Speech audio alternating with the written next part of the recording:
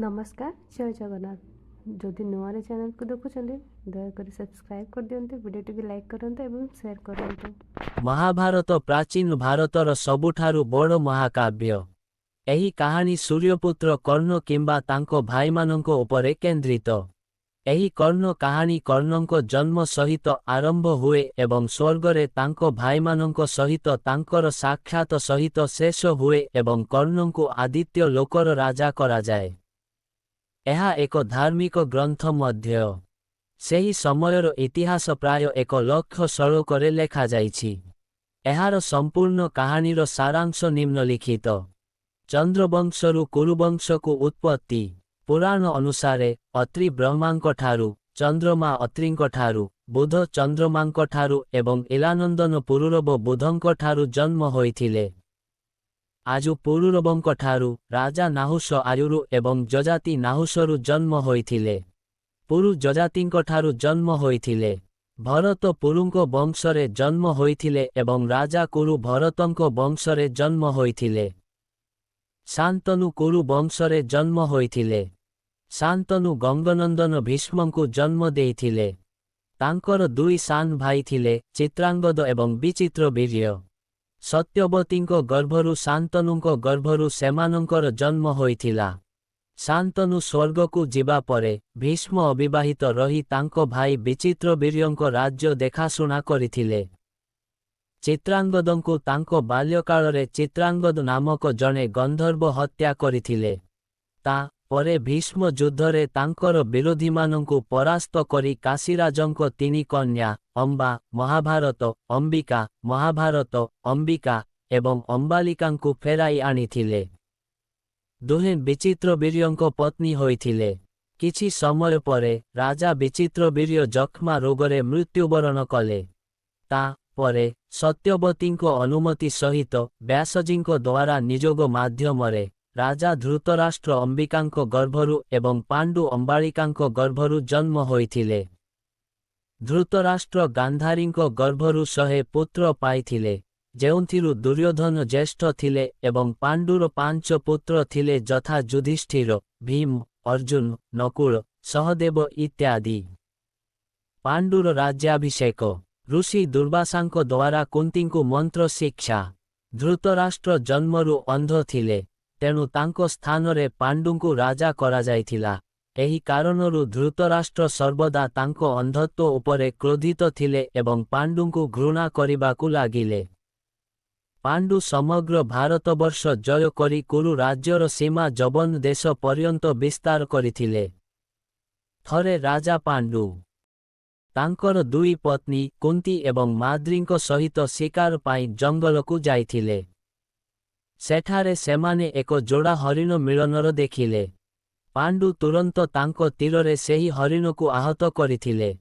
मृत्यु समयरे हरिण रूपरे निर्दोष ऋषि पांडुंकु अभिशाप देइथिले, हे महाराज, एही जगतरे आपणंको परि निष्ठुर आउ केही हेबे नाही। मु यौनक्रिया करुथिबा समयरे आपण मो उपरे तीर मारिछंती, तेणु जेतेबेले आपण यौनक्रिया करिबे आपण मरिजिबे। एही अभिशाप जोगु पांडु बहुत दुखित हेले एवं तांको राणीमानंकु कहिले, हे महिलागण, एबे मु मोर समस्त इच्छा त्याग करी एही जंगलरे रहिबी, तुमे समस्ते हस्तिनापुरकु फेरी जाओ। तांको कथा शुणी उभय राणी दुखरे कहिले, प्रभु, आमे आपणंको बिना गोटिए मुहूर्त मध्य बंची पारिबु नाही। दयाकरी आमकु आपणंको सहित जंगलरे रखिबा पाई दया करंतु। पांडु सेमानंको अनुरोध ग्रहण कले एवं सेमानंको तांको सहित जंगलरे रहिबाकु अनुमति देले। एही समयरे राजा पांडु अमावास्या दिन ब्रह्मा जींकु दर्शन करिबाकु जाउथिबा मुनि एवं मुनिमानंकु देखिले। से सेही मुनि एवं मुनिमानंकु तांकु सांगरे नेइजिबा पाई अनुरोध कले। तांको अनुरोधरे मुनिमाने कहिले, हे महाराज, कौनसी निसंतान पुरुष ब्रह्मलोक जीवा पाई योग्य होई पारिबो नाही, तेणु आमे आपणंकु आम सहित नेई जाई पारिबु नाही। मुनिमानंको कथा शुणी पांडु तांको स्त्रींकु कहिले, हे कुंती, ମୋର ଜନ୍ମ ବ୍ୟର୍ଥ ହେଉଛି କାରଣ ଜଣେ ନିଃସନ୍ତାନ ବ୍ୟକ୍ତି ପୂର୍ବପୁରୁଷ, ମୁନି, ଦେବତା ଏବଂ ମଣିଷଙ୍କ ଋଣରୁ ମୁକ୍ତି ପାଇପାରିବ ନାହିଁ। ଆପଣ ମୋତେ ପୁତ୍ର ପ୍ରାପ୍ତିରେ ସାହାଯ୍ୟ କରିପାରିବେ କି? କୁନ୍ତୀ କହିଲେ, ହେ ଆର୍ଯ୍ୟପୁତ୍ର! ଶ୍ରୀ ଦୁର୍ବାସା ମୋତେ ଏପରି ଏକ ମନ୍ତ୍ର ଦେଇଛନ୍ତି ଯାହା ଦ୍ୱାରା ମୁଁ ଯେକୌଣସି ଦେବତାଙ୍କୁ ଡାକି ଇଚ୍ଛିତ ବସ୍ତୁ ପାଇପାରିବି। ତୁମେ କେଉଁ ଦେବତାଙ୍କୁ ଡାକିବି ତାହା ନିର୍ଦ୍ଦେଶ ଦିଅ। ଏହା ଶୁଣି ପାଣ୍ଡୁ ଧର୍ମକୁ ନିମନ୍ତ୍ରଣ କରିବାକୁ ନିର୍ଦ୍ଦେଶ ଦେଲେ। ଧର୍ମ କୁନ୍ତୀଙ୍କୁ ଏକ ପୁତ୍ର ପ୍ରଦାନ କଲେ ଯାହାର ନାମ ଯୁଧିଷ୍ଠିର ଥିଲା। ପରେ ପାଣ୍ଡୁ କୁନ୍ତୀଙ୍କୁ ବାୟୁଦେବ ଏବଂ ଇନ୍ଦ୍ରଦେବଙ୍କୁ ପୁଣି ଦୁଇଥର ନିମନ୍ତ୍ରଣ କରିବାକୁ ନିର୍ଦ୍ଦେଶ ଦେଲେ। ଭୀମ ବାୟୁଦେବଙ୍କଠାରୁ ଏବଂ ଅର୍ଜୁନ ଇନ୍ଦ୍ରଙ୍କଠାରୁ ଜନ୍ମ ହୋଇଥିଲେ। ଏହାପରେ ପାଣ୍ଡୁଙ୍କ ନିର୍ଦ୍ଦେଶରେ କୁନ୍ତୀ ମାଦ୍ରୀଙ୍କୁ ସେହି ମନ୍ତ୍ରରେ ଦୀକ୍ଷିତ କଲେ। ମାଦ୍ରୀ ଅଶ୍ୱନୀ କୁମାରମାନଙ୍କୁ ନିମନ୍ତ୍ରଣ କଲେ ଏବଂ ନକୁଳ ଏବଂ ସହଦେବଙ୍କ ଜନ୍ମ ହେଲା। ଗୋଟିଏ ଦିନ ରାଜା ପାଣ୍ଡୁ ଜଙ୍ଗଲରେ ଏକ ନଦୀ କୂଳରେ ମାଦ୍ରୀଙ୍କ ସହିତ ବୁଲୁଥିଲେ। ପରିବେଶ ବହୁତ ସୁନ୍ଦର ଥିଲା ଏବଂ ଶୀତଳ, ମୃଦୁ ଏବଂ ସୁଗନ୍ଧିତ ପବନ ବହିଥିଲା। ହଠାତ୍ ପବନର ପ୍ରକୋପ ଯୋଗୁଁ ମାଦ୍ରୀଙ୍କ ପୋଷାକ ଉଡ଼ିଗଲା। ଏହା ପାଣ୍ଡୁର ମନକୁ ଅସ୍ଥିର କରିଦେଲା ଏବଂ ସେ ଅଭିଶାପ ଯୋଗୁଁ ମୃତ୍ୟୁବରଣ କରିବା ସମୟରେ ସେ ସହବାସ ଆରମ୍ଭ କରିଥିଲେ। ମାଦ୍ରୀ ତାଙ୍କ ସହିତ ସତୀ ହୋଇଗଲେ କିନ୍ତୁ କୁନ୍ତୀ ତାଙ୍କ ପୁତ୍ରମାନଙ୍କୁ ପାଳନ କରିବା ପାଇଁ ହସ୍ତିନାପୁର ଫେରି ଆସିଲେ। ସେଠାରେ ରହୁଥିବା ଋଷି ଏବଂ ସନ୍ଥମାନେ ପ୍ରାସାଦ ଛାଡ଼ି ପାଣ୍ଡବମାନଙ୍କ ପାଖକୁ ଆସିଲେ। ଋଷି ଏବଂ କୁନ୍ତୀଙ୍କ ପରାମର୍ଶରେ ସମସ୍ତେ ପାଣ୍ଡବମାନଙ୍କୁ ପାଣ୍ଡୁଙ୍କ ପୁତ୍ର ଭାବରେ ଗ୍ରହଣ କଲେ ଏବଂ ସେମାନଙ୍କୁ ସ୍ୱାଗତ କଲେ। କର୍ଣ୍ଣଙ୍କ ଜନ୍ମ, ଲାକ୍ଷାଗ୍ରହ ଷଡ଼ଯନ୍ତ୍ର ଏବଂ ଦ୍ରୌପଦୀ ସ୍ୱୟଂବର। ଅର୍ଜୁନ ବିରାଟ ସଭାରେ ମାଛ ବିନ୍ଧୁଛନ୍ତି। ଯେତେବେଳେ କୁନ୍ତୀ ବିବାହିତ ନଥିଲେ, ସେହି ସମୟରେ ସୂର୍ଯ୍ୟଙ୍କ ଅଂଶରୁ କର୍ଣ୍ଣ ତାଙ୍କ ଗର୍ଭରୁ ଜନ୍ମ ହୋଇଥିଲେ। କିନ୍ତୁ ଲୋକଲଜ୍ଜାର ଭୟରେ କୁନ୍ତୀ କର୍ଣ୍ଣଙ୍କୁ ଏକ ବାକ୍ସରେ ବନ୍ଦ କରି ଗଙ୍ଗା ନଦୀରେ ଭସାଇ ଦେଇଥିଲେ। କର୍ଣ୍ଣ ଗଙ୍ଗାରେ ଭାସୁଥିଲେ ଯେତେବେଳେ ମହାରାଜା ଧୃତରାଷ୍ଟ୍ରଙ୍କ ସାରଥୀ ଅଧିରଥ ଏବଂ ତାଙ୍କ ପତ୍ନୀ ରାଧା ତାଙ୍କୁ ଦେଖି ତାଙ୍କୁ ଗ୍ରହଣ କରି ପାଳନ କରିଥିଲେ। ପିଲାଦିନରୁ କର୍ଣ୍ଣ ତାଙ୍କ ପିତା ଅଧିରଥଙ୍କ ପରି ରଥ ଚଲାଇବା ଅପେକ୍ଷା ଯୁଦ୍ଧ କଳାରେ ଅଧିକ ଆଗ୍ରହୀ ଥିଲେ। କର୍ଣ୍ଣ ଏବଂ ତାଙ୍କ ପିତା ଅଧିରଥ ଆଚାର୍ଯ୍ୟ ଦ୍ରୋଣଙ୍କୁ ଭେଟିଥିଲେ ଯିଏ ସେହି ସମୟରେ ଯୁଦ୍ଧ କଳାର ଶ୍ରେଷ୍ଠ ଶିକ୍ଷକ ଥିଲେ। ଦ୍ରୋଣାଚାର୍ଯ୍ୟ ସେତେବେଳେ କୁରୁ ରାଜକୁମାରମାନଙ୍କୁ ଶିକ୍ଷା ଦେଉଥିଲେ। ସେ କର୍ଣ୍ଣଙ୍କୁ ଶିକ୍ଷା ଦେବାକୁ ମନା କରିଥିଲେ କାରଣ କର୍ଣ୍ଣ ଜଣେ ସାରଥୀଙ୍କ ପୁତ୍ର ଥିଲେ ଏବଂ ଦ୍ରୋଣ କେବଳ କ୍ଷତ୍ରିୟମାନଙ୍କୁ ଶିକ୍ଷା ଦେଉଥିଲେ। ଦ୍ରୋଣାଚାର୍ଯ୍ୟଙ୍କ ମନା ପରେ କର୍ଣ୍ଣ ପରଶୁରାମଙ୍କ ପାଖକୁ ଯାଇଥିଲେ ଯିଏ କେବଳ ବ୍ରାହ୍ମଣମାନଙ୍କୁ ଶିକ୍ଷା ଦେଉଥିଲେ। କର୍ଣ୍ଣ ନିଜକୁ ବ୍ରାହ୍ମଣ ବୋଲି ଦାବି କରି ପରଶୁରାମଙ୍କୁ ଶିକ୍ଷା ପାଇଁ ଅନୁରୋଧ କରିଥିଲେ। ପରଶୁରାମ କର୍ଣ୍ଣଙ୍କ ଅନୁରୋଧ ଗ୍ରହଣ କରିଥିଲେ ଏବଂ କର୍ଣ୍ଣଙ୍କୁ ନିଜ ପରି ଯୁଦ୍ଧ ଏବଂ ଧନୁର୍ବିଦ୍ୟାରେ ବିଶେଷଜ୍ଞ କରିଥିଲେ। ଏହିପରି କର୍ଣ୍ଣ ପରଶୁରାମଙ୍କ ଜଣେ ଅତ୍ୟନ୍ତ କଠିନ ଏବଂ ଦକ୍ଷ ଶିଷ୍ୟ ହୋଇଗଲେ। କର୍ଣ୍ଣ ଦୁର୍ଯ୍ୟୋଧନଙ୍କ ସୁରକ୍ଷାରେ ରହୁଥିଲେ। ଭାଗ୍ୟ ଏବଂ ଶକୁନିଙ୍କ ଛଳନା ଯୋଗୁଁ କୌରବ ଏବଂ ପାଣ୍ଡବଙ୍କ ମଧ୍ୟରେ ଶତ୍ରୁତାର ନିଆଁ ପ୍ରଜ୍ୱଳିତ ହୋଇଥିଲା। ଦୁର୍ଯ୍ୟୋଧନ ଜଣେ ଅତ୍ୟନ୍ତ ନୀଚ ବୁଦ୍ଧିର ବ୍ୟକ୍ତି ଥିଲେ। ସେ ଶକୁନିଙ୍କ ନିର୍ଦ୍ଦେଶରେ ବାଲ୍ୟକାଳରେ ପାଣ୍ଡବମାନଙ୍କୁ ବହୁବାର ହତ୍ୟା କରିବାକୁ ଚେଷ୍ଟା କରିଥିଲେ। ଯେତେବେଳେ ତାଙ୍କଠାରୁ ଗୁଣରେ ଶ୍ରେଷ୍ଠ ଯୁଧିଷ୍ଠିରଙ୍କୁ ତାଙ୍କ ଯୁବାବସ୍ଥାରେ ରାଜକୁମାର କରାଯାଇଥିଲା, ସେତେବେଳେ ଶକୁନି ପାଣ୍ଡବମାନଙ୍କୁ ଲାଖରେ ତିଆରି ଘରେ ରଖି ଜାଳି ଦେବାକୁ ଚେଷ୍ଟା କରିଥିଲେ, କିନ୍ତୁ ବିଦୁରଙ୍କ ସାହାଯ୍ୟରେ 5 ଜଣ ପାଣ୍ଡବ ସେମାନଙ୍କ ମାତାଙ୍କ ସହିତ ସେହି ଜଳୁଥିବା ଘରୁ ବାହାରି ଆସିଥିଲେ। ସେଠାରୁ ସେ ଏକାଚକ୍ର ନଗରୀକୁ ଯାଇ ଜଣେ ଋଷି ବେଶରେ ଏକ ବ୍ରାହ୍ମଣଙ୍କ ଘରେ ରହିବା ଆରମ୍ଭ କରିଥିଲେ। ତା ପରେ ବ୍ୟାସଜୀଙ୍କ ପରାମର୍ଶରେ ବାକ୍ ନାମକ ଏକ ରାକ୍ଷସକୁ ବଧ କରିବା ପରେ ସେ ପାଞ୍ଚାଳ ରାଜ୍ୟକୁ ଗଲେ, ଯେଉଁଠାରେ ଦ୍ରୌପଦୀଙ୍କ ସ୍ୱୟଂବର ଅନୁଷ୍ଠିତ ହେବାର ଥିଲା। ପାଞ୍ଚାଳ ରାଜ୍ୟରେ ଅର୍ଜୁନଙ୍କ ଲକ୍ଷ୍ୟଭେଦ କୌଶଳ ମାଛକୁ ବିଦ୍ଧ କରିବା ପରେ 5 ପାଣ୍ଡବ ଦ୍ରୌପଦୀଙ୍କୁ ପତ୍ନୀ ଭାବରେ ଗ୍ରହଣ କଲେ। ଇନ୍ଦ୍ରପ୍ରସ୍ଥର ପ୍ରତିଷ୍ଠା। ଖଣ୍ଡଭବନରେ ଶ୍ରୀକୃଷ୍ଣଙ୍କ ସହିତ ପାଣ୍ଡବମାନେ ମାୟା ରାକ୍ଷସ ଏବଂ ବିଶ୍ୱକର୍ମାଙ୍କ ଦ୍ୱାରା ନିର୍ମିତ ଇନ୍ଦ୍ରପ୍ରସ୍ଥ ନଗରୀକୁ ଦେଖି ଦ୍ରୌପଦୀଙ୍କ ସ୍ୱୟଂବର ପୂର୍ବରୁ ବିଦୁର ବ୍ୟତୀତ ସମସ୍ତ ପାଣ୍ଡବଙ୍କୁ ମୃତ ବୋଲି ଭାବିବାକୁ ଲାଗିଲେ ଏବଂ ଏହି କାରଣରୁ ଧୃତରାଷ୍ଟ୍ର ଶକୁନିଙ୍କ ପରାମର୍ଶରେ ଦୁର୍ଯ୍ୟୋଧନଙ୍କୁ ରାଜକୁମାର କଲେ। ଦ୍ରୌପଦୀଙ୍କ ସ୍ୱୟଂବର ପରେ ଦୁର୍ଯ୍ୟୋଧନ ଏବଂ ଅନ୍ୟମାନେ ଜାଣିପାରିଲେ ଯେ ପାଣ୍ଡବମାନେ ଜୀବିତ ଅଛନ୍ତି। ପାଣ୍ଡବମାନେ କୌରବମାନଙ୍କଠାରୁ ସେମାନଙ୍କର ରାଜ୍ୟ ଦାବି କରିଥିଲେ କିନ୍ତୁ ଗୃହଯୁଦ୍ଧର ସଙ୍କଟରୁ ରକ୍ଷା ପାଇବା ପାଇଁ ଯୁଧିଷ୍ଠିର କୌରବମାନଙ୍କ ଦ୍ୱାରା ଧ୍ୱଂସାବଶେଷ ଆକାରରେ ଦିଆଯାଇଥିବା ଖଣ୍ଡବ ବନକୁ ତାଙ୍କ ରାଜ୍ୟର ଅଧା ଭାବରେ ଗ୍ରହଣ କଲେ। ପାଣ୍ଡୁଙ୍କ ପୁତ୍ର ଅର୍ଜୁନ ଶ୍ରୀକୃଷ୍ଣଙ୍କ ସହିତ ଖଣ୍ଡବ ବନ ଜାଳି ଦେଇଥିଲେ ଏବଂ ତାଙ୍କ ବାଣ ଛାତା ଆକୃତିର ବନ୍ଧ ସାହାଯ୍ୟରେ ଇନ୍ଦ୍ରଙ୍କ ଦ୍ୱାରା ହେଉଥିବା ବର୍ଷାକୁ ରୋକି ଅଗ୍ନିଙ୍କୁ ସନ୍ତୁଷ୍ଟ କରିଥିଲେ।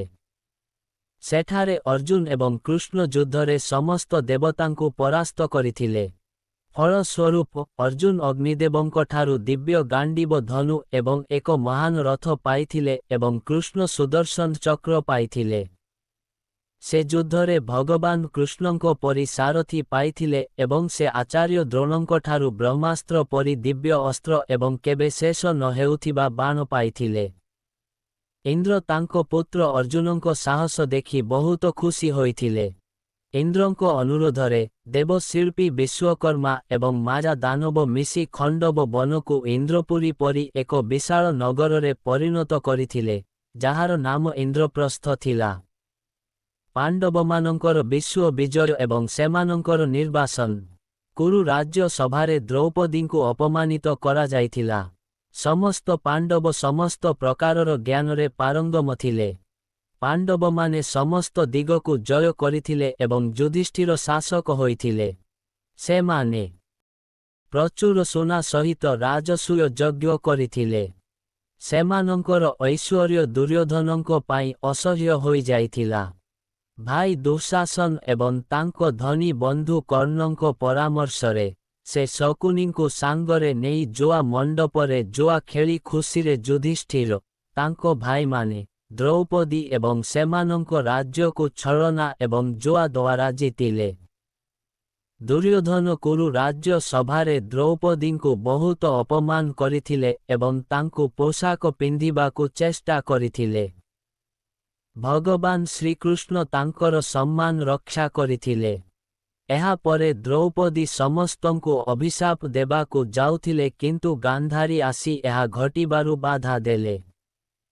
ଏହା ସହିତ ପାଶା ଖେଳରେ ହାରିବା ପରେ ଯୁଧିଷ୍ଠିର ତାଙ୍କ ଭାଇମାନଙ୍କ ସହିତ ଜଙ୍ଗଲକୁ ଗଲେ।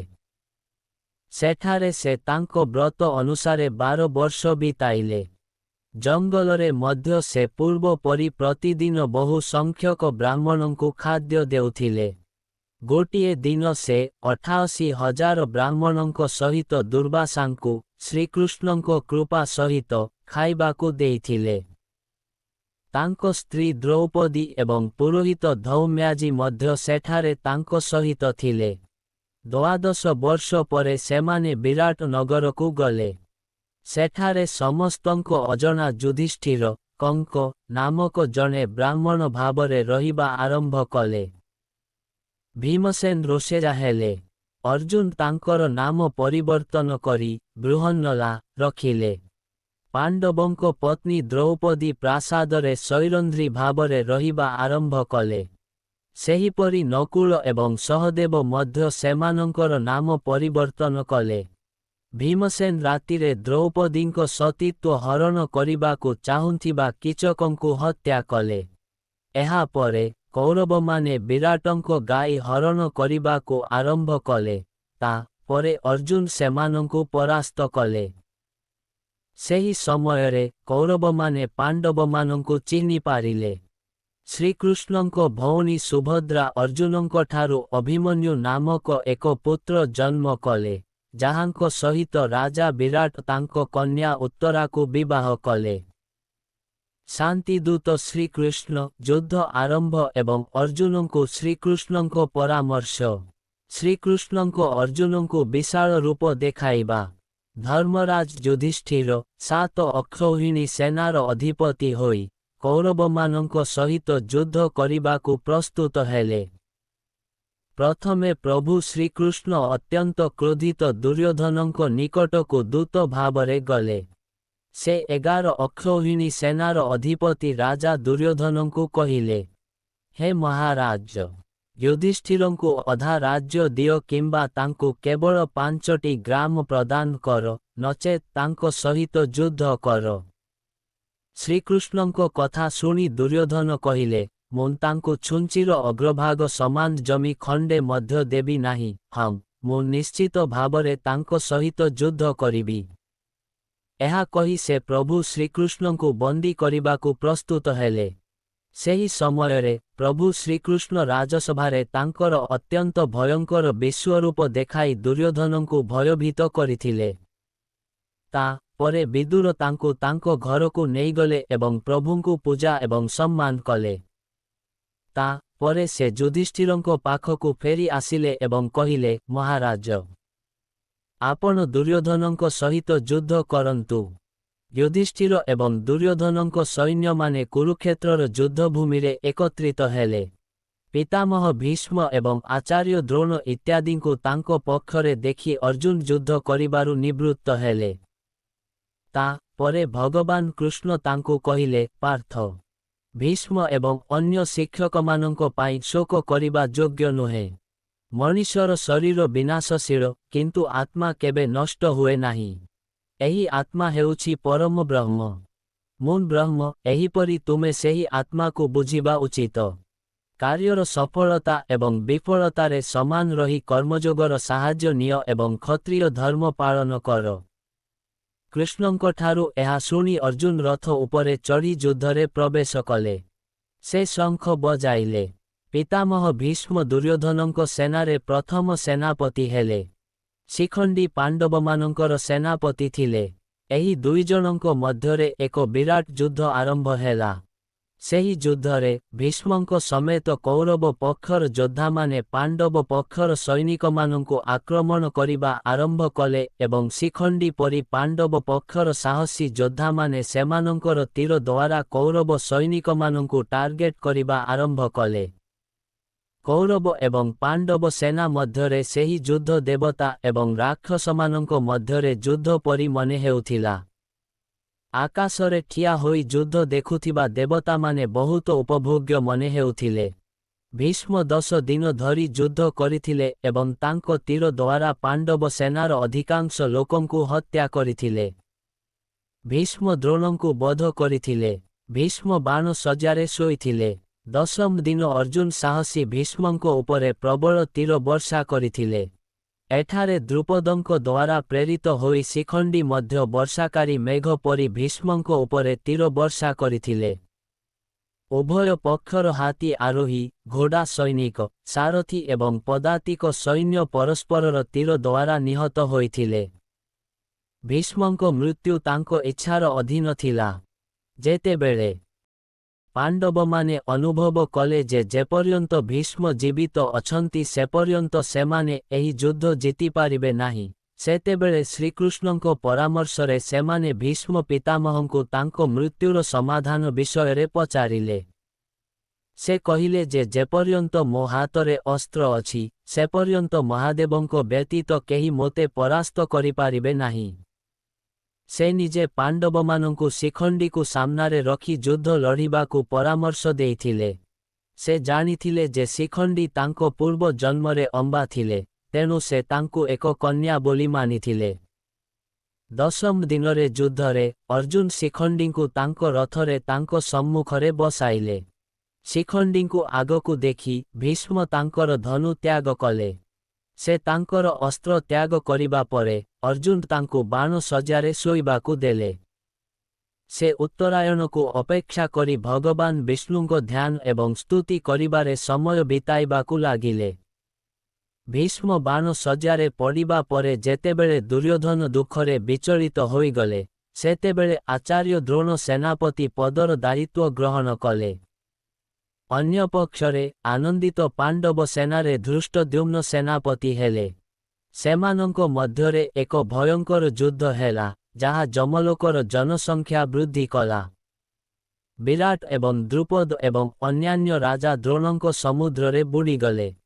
ସେହି ସମୟରେ ଦ୍ରୋଣଙ୍କୁ ମୃତ୍ୟୁ ପରି ମନେ ହେଲା। ସେହି ସମୟରେ ସେ ଅଶ୍ୱତ୍ଥାମାଙ୍କୁ ହତ୍ୟା କରାଯାଇଛି ବୋଲି ବାଣୀ ଶୁଣିଲେ। ଏହା ଶୁଣି ଆଚାର୍ଯ୍ୟ ଦ୍ରୋଣ ତାଙ୍କର ଅସ୍ତ୍ର ତ୍ୟାଗ କଲେ। ଏପରି ସମୟରେ ସେ ଧୃଷ୍ଟଦ୍ୟୁମ୍ନଙ୍କ ବାଣରେ ଆହତ ହୋଇ ପୃଥିବୀରେ ପଡ଼ିଗଲେ। କର୍ଣ୍ଣ, ଶଲ୍ୟ ଏବଂ ଦୁର୍ଯ୍ୟୋଧନଙ୍କ ହତ୍ୟା। କର୍ଣ୍ଣ ଏବଂ ଅର୍ଜୁନ ପରସ୍ପରକୁ ଆହ୍ୱାନ କରନ୍ତି। ଦ୍ରୋଣ ଜଣେ ଅତ୍ୟନ୍ତ ଭୟଙ୍କର ଯୋଦ୍ଧା ଥିଲେ।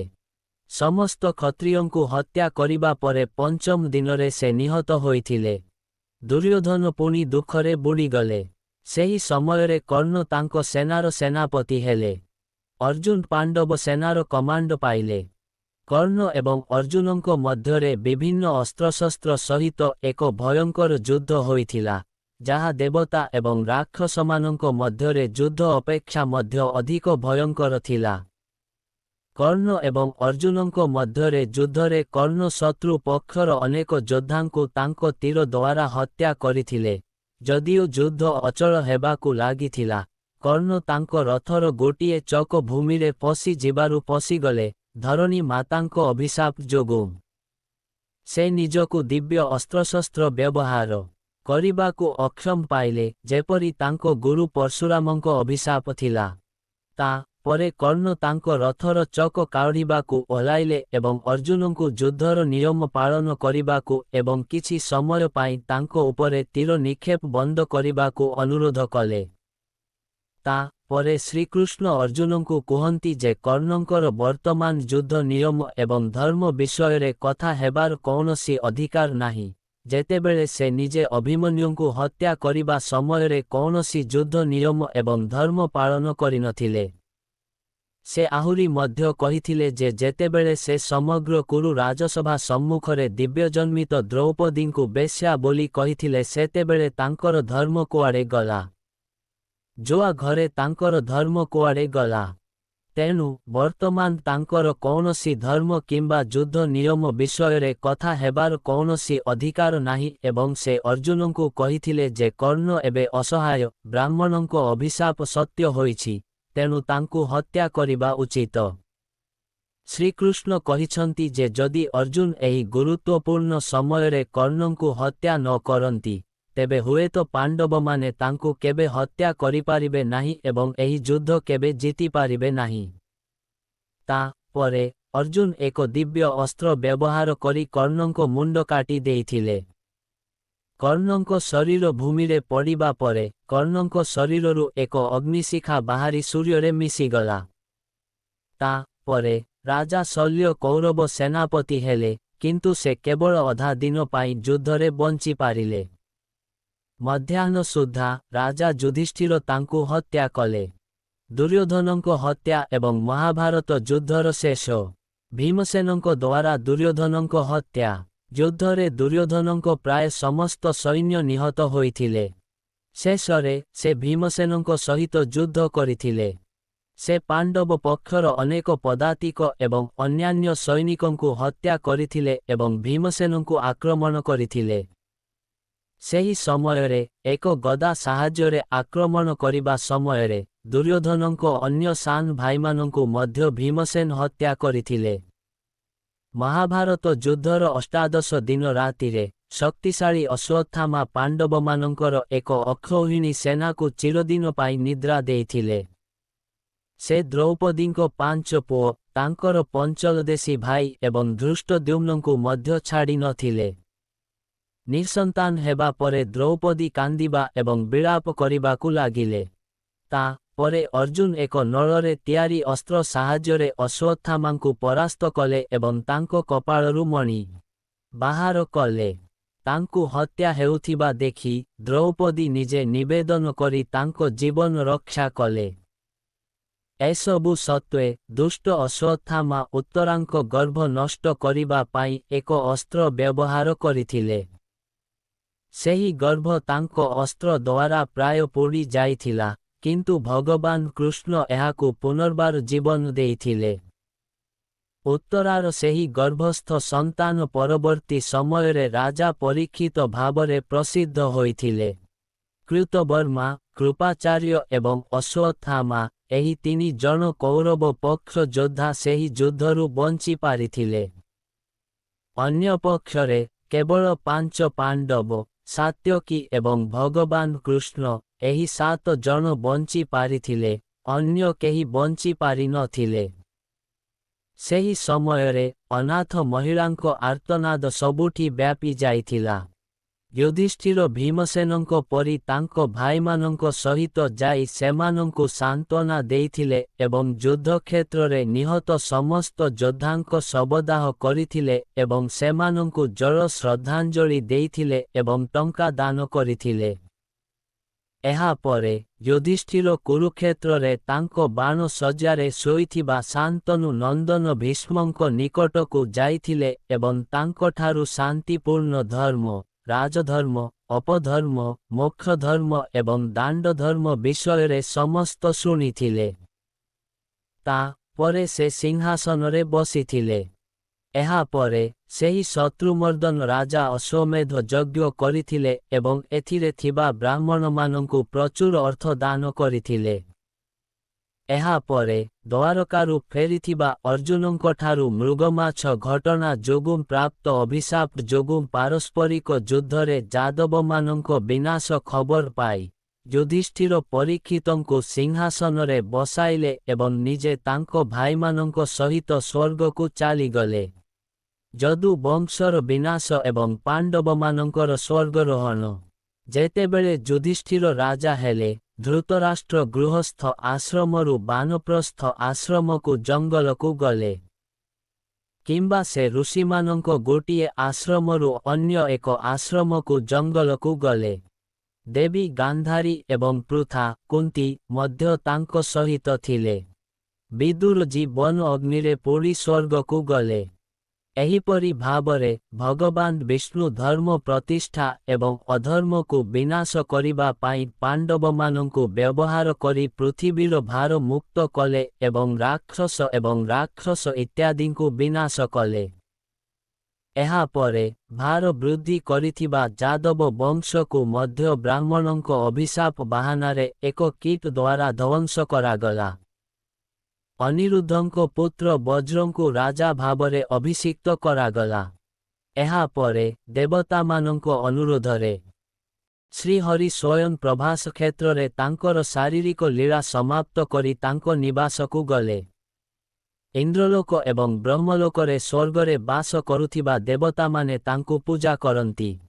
ବଳଭଦ୍ର ଜୀ ଶେଷନାଗର ରୂପ ଥିଲେ, ତେଣୁ ସେ ପାତାଳ ରୂପରେ ସ୍ୱର୍ଗରେ ଆଶ୍ରୟ ନେଇଥିଲେ। ଅମର ପ୍ରଭୁ ଶ୍ରୀହରି ହେଉଛନ୍ତି ଧ୍ୟାନଶୀଳ ପୁରୁଷମାନଙ୍କର ଲକ୍ଷ୍ୟ।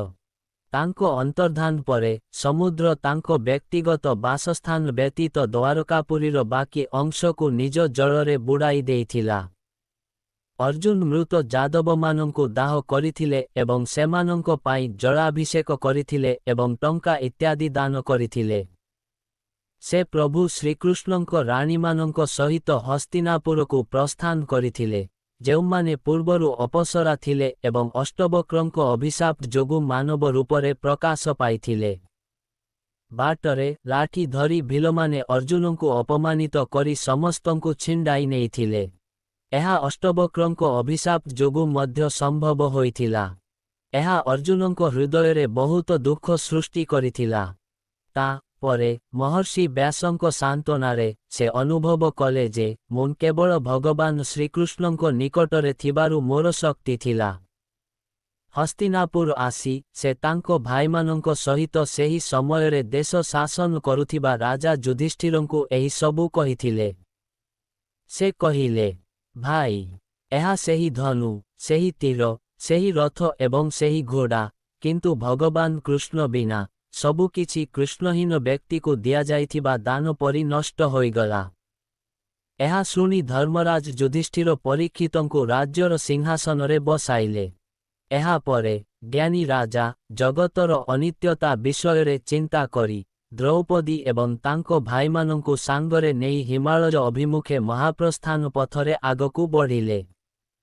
ଦ୍ରୌପଦୀ, ସହଦେବ, ନକୁଳ, ଅର୍ଜୁନ ଏବଂ ଭୀମସେନ ସେହି ପଥରେ ଗୋଟିଏ ପରେ ଗୋଟିଏ ପଡ଼ିଗଲେ। ଏହା ରାଜାଙ୍କୁ ଦୁଃଖିତ କଲା।